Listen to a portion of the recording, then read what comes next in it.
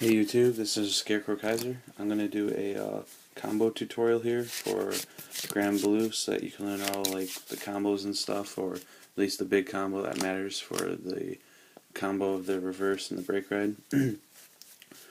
So, one thing to point out first, when you're using your Captain Knight Kid to start setting up your grave for your combo pieces, the cards you generally want to pick off with Captain Knight Kid include like typically these cards. And in order of importance to usually show you which one, it varies from situation to situation, but generally the most important one you want to go for is her, followed by him, him, and then him. So, that said, you set up for your combos and stuff, and generally things get started once you get to like mid-late game or whatever. So you have the brake ride as your vanguard. You have your graveyard set up and stuff. You start out by riding the reverse. You get your brake ride skill. You get to call 2 cards from your drop zone. Like let's say we call it this, and we call out, or not this, that's for another explanation. We call out our Banshee, and let's say we call it this dude. So we get +2. Now normally you'd lose those 2 cards, so it's not actually a +2 once you get to end phase, but that's not going to be a problem. So +2, activate skill, Soul Blast, draw, we're at +3. Now we're going to lose these cards at the end of turn, so that's where we're going to start doing these things. We retire the Banshee, revive like Samurai Spirit. Then we use Kokai's skill, lock one of the cards that was called off of the brake ride, revive the Banshee again, Soul Blast again, we're up to +4 now.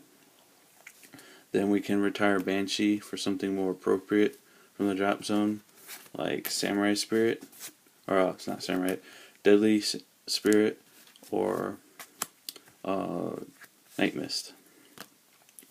So, in that combo, you give up your aggression because you're losing out on the pluses in terms of power, but you're getting all this card advantage. And once you move to your end phase, you can choose to resolve the brake ride first, retire everything that was called off the brake ride, which there's nothing. Then we'll unlock our cards and keep the card that got called off the brake ride.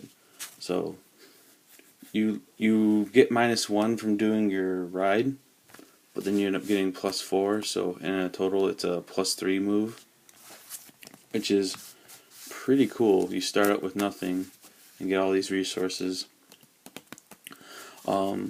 Yeah, another thing that comes up sometimes is off the brake ride you can call the draw trigger. Use its skill, move the soul, draw. So that way, you were going to lose this card at your end phase anyway, so you're trading it for another card anyway, so you're not losing anything, you're going to keep that plus off of it, as well as rebuilding cards in your soul for Soul Blast and stuff. There's a few things that they're pretty obvious though, things like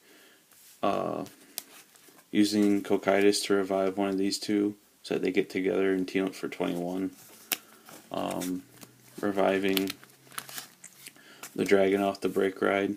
Off the brake ride he'll be a 17 by himself.